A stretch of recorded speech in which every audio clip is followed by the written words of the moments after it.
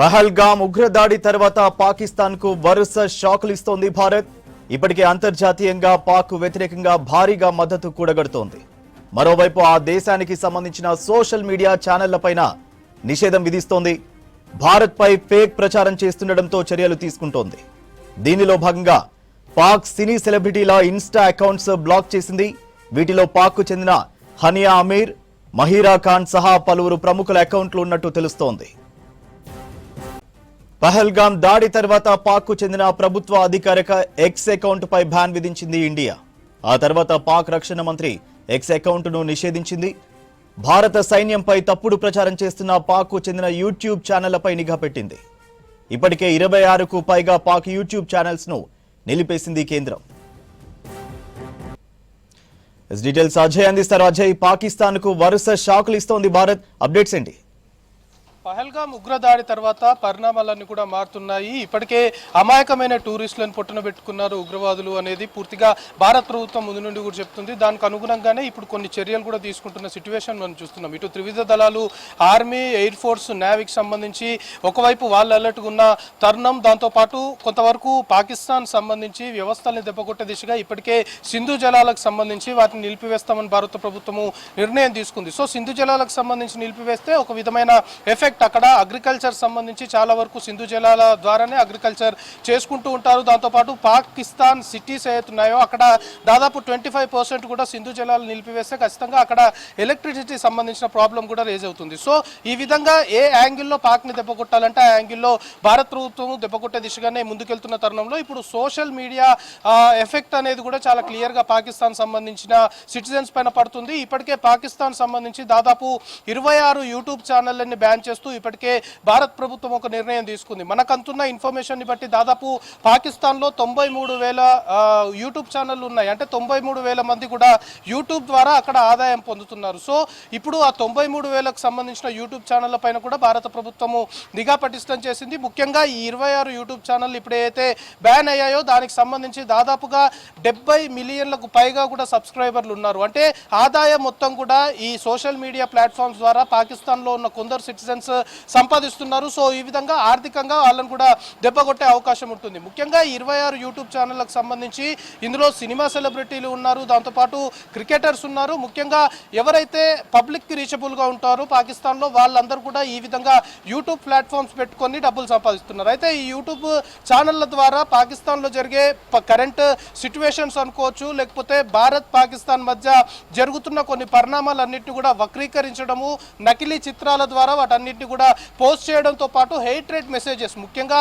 Communal issues arise అయ్యే విధంగా కొన్ని వీడియోస్ క్రియేట్ చేయడంతో పాటు ఇటు భారత్ పాకిస్తాన్ సంబంధించి కొన్ని నకిలీ ఫొటోస్ కావచ్చు, లేకపోతే కొన్ని మాఫింగ్ వీడియోస్ ఆ యూట్యూబ్ ఛానళ్లలో పెట్టి విద్వేషాన్ని రెచ్చగొట్టే విధంగా ఈ యూట్యూబ్ ఛానల్స్ పనిచేస్తున్నాయనేది భారత ప్రభుత్వం గుర్తించింది. దాని ద్వారా ముఖ్యంగా పాకిస్తాన్ సంబంధించి యూట్యూబ్ ఛానల్స్ కావచ్చు, లేకపోతే ఎక్స్ అకౌంట్లు, దాంతోపాటు ఇన్స్టాగ్రామ్, ఓవరాల్గా సోషల్ ప్లాట్ఫామ్స్ వల్ల కొంతమేరకు దేశ భద్రతకు కూడా భంగం వాటిల్లే అవకాశం ఉంటుంది. కాబట్టి వాటిపైన ప్రస్తుతం భారత ప్రభుత్వం దృష్టి పెట్టింది. ఒకవైపు త్రివిధ దళాలు అటు అటాక్ కావచ్చు, లేకపోతే ఇతరేతర వాటిపైన దృష్టి పెడితే దాంతోపాటు ఇటు నదీ జలాలను నిలిపివేసి అక్కడ ఉన్న వనరులకు సంబంధించి కొంతవరకు దెబ్బ కొడుతుంటే ఇటు సోషల్ మీడియాకు సంబంధించిన ప్లాట్ఫామ్స్ పైన కూడా ప్రస్తుతం భారత ప్రభుత్వం దృష్టి పెట్టింది. ఇప్పటికే ఎక్స్ సంబంధించి అటు పాకిస్తాన్ అఫీషియల్ ఎక్స్ వెబ్సైట్ ని బ్యాన్ చేయడంతో పాటు రక్షణ మంత్రికి సంబంధించిన ఎక్స్ వెబ్సైట్ ని కూడా ప్రస్తుతము భారత ప్రభుత్వం బ్యాన్ చేసింది. దాంతోపాటు సెలబ్రిటీలు ఎవరైతే ఉన్నారో చాలా వరకు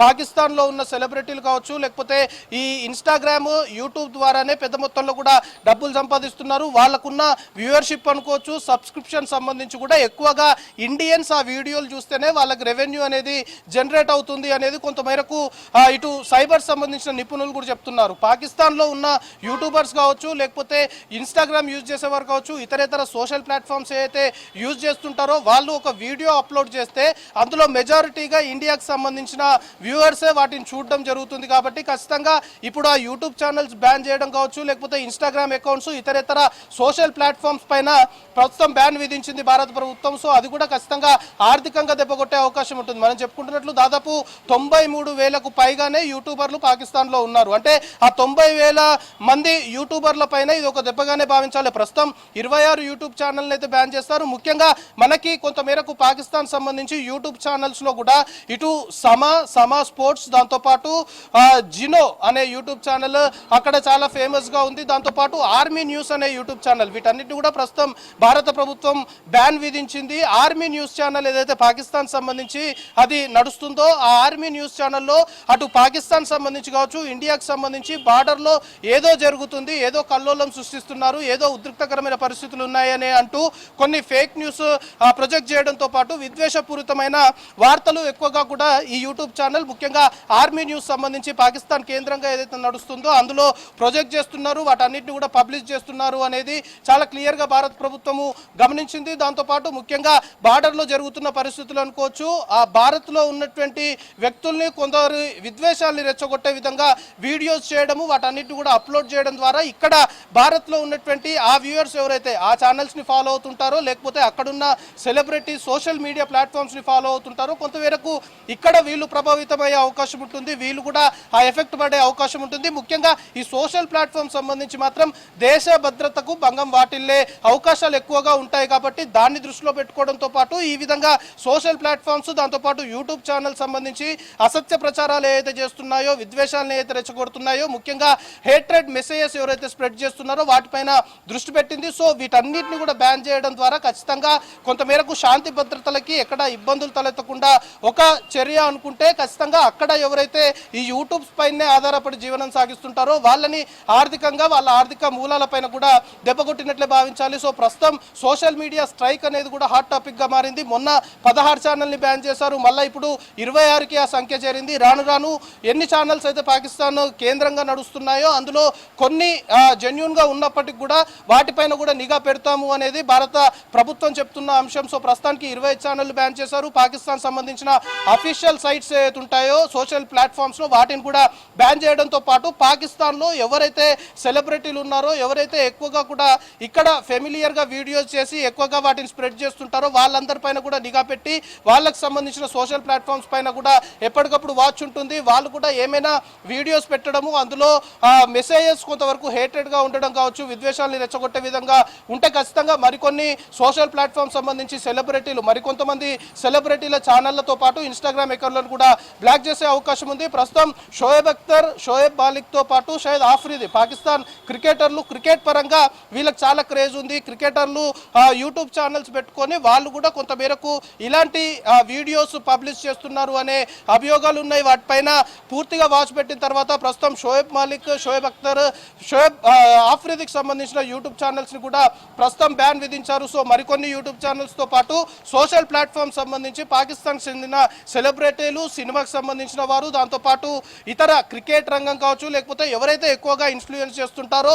ఇలాంటి వీడియోస్ కానీ మెసేజెస్ కానీ ఎవరైతే పెడుతుంటారో అని అబ్జర్వ్ చేస్తుంటారో ఇలాంటి వాటిపైన మరికొన్ని బ్యాన్లు విధించే అవకాశం ఉంది. సో ప్రస్తుతం సోషల్ మీడియా స్ట్రైక్ ద్వారా ఖచ్చితంగా పాకిస్తాన్ సంబంధించి చాలా మంది ఎవరైతే యూట్యూబర్స్ ఉన్నారో, లేకపోతే సోషల్ ప్లాట్ఫామ్స్ పైన ఆధారపడి జీవనం సాగిస్తుంటారో ఖచ్చితంగా వాళ్ళ ఆర్థిక మూలాలపైన కూడా భారత్ దెబ్బకొట్టినట్లే భావించాలి. సో ఖచ్చితంగా వాళ్ళు భారత్ సంబంధించి ఎవరైతే ఇండియాలో ఉన్న వ్యూవర్స్ వాటిని చూస్తేనే వాళ్ళకి డబ్బులు వస్తాయి అనేది కూడా సైబర్ నిపుణులు, ఎక్స్పర్ట్స్ చెప్తున్నారు. కాబట్టి ఖచ్చితంగా ఇది ఒక సోషల్ మీడియా స్ట్రైక్ తో పాటు ఖచ్చితంగా అక్కడ ఎవరైతే వీటి మీద ఆధారపడి ఉన్నారో వాళ్ళ ఆర్థిక మూలాలపైన దెబ్బ కొట్టిందనే భావించాలి. సో ప్రస్తుతం పహల్గామ్ ఇష్యూ తర్వాత చాలా పరిణామాలు మనం చూస్తున్నాము. ఒక్కొక్కటిగా భారత ప్రభుత్వం ముందుకెళ్తుంది. ఖచ్చితంగా ఈరోజు కేంద్ర హోంమంత్రి అమిత్ షా మాట్లాడుతూ కూడా ఖచ్చితంగా ఈ ఉగ్రదాడికి ఎవరైతే పాల్పడ్డారో ఎట్టి పరిస్థితుల్లో వదిలిపెట్టము, ఏరి పారేస్తామంటూ కూడా కామెంట్ చేశారు. సో అన్ని రకాలుగా ఇటు త్రివిధ దళాలు ఒకవైపు ఫైట్ చేస్తుంటే మరొక వైపు పాకిస్తాన్ సంబంధించి ప్రతి సిటిజన్ పైన ఏదో ఒక మూలంగా వాళ్ళ ప్రతి మూలాన్ని దెబ్బకొట్టే దిశగానే భారత్ ముందుకెళ్తుంది. ప్రస్తుతం ఈ సోషల్ మీడియా స్ట్రైక్ అంటే వాళ్ళ యూట్యూబ్ ఛానల్స్, సోషల్ ప్లాట్ఫామ్స్ అన్నిటిని కూడా బ్యాన్ చేయడం మాత్రం ప్రస్తుతం ఒక హాట్ టాపిక్ గా చర్చనీయాంశంగా మారిందని చెప్పాలి. సూర్య.